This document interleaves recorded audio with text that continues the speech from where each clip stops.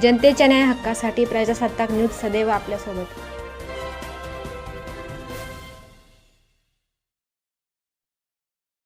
संगमनेर शहरातील सय्यद बाबा चौक या ठिकाणी एका दुकानदाराने एका व्यक्तीकडून गॅसची टाकी ही खरेदी केली।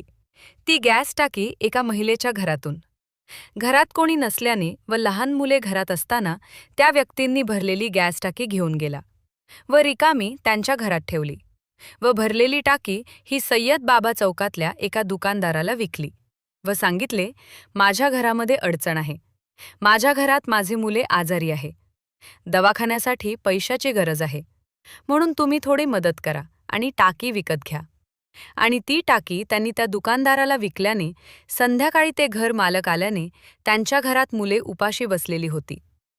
ते पाहून आई स्वयंपाक करण्यास सुरू केलं तेव्हा समजलं की टाकी शेजारील व्यक्तींनी नेली।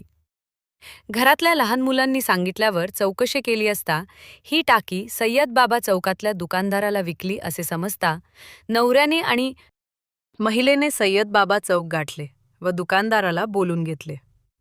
दुकानदाराला त्यांनी माझ्याकडून ह्यांनी काही रक्कम दिली, माझी रक्कम द्या आणि तुमची टाकी घेऊन जा अशा सांगितल्यामुळे त्यांनी त्या व्यक्तीस धरून आणले।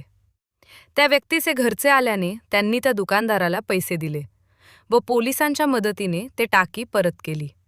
तत्परता दाखवली व पोलीस त्या ठिकाणी पाठवल्याने दोन्ही गटातील वाद टाळला।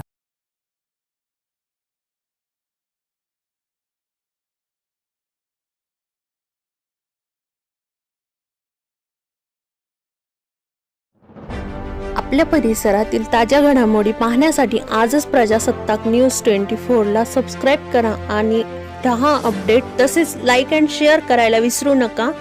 प्रजासत्ताक न्यूज सदैव आपल्यासोबत।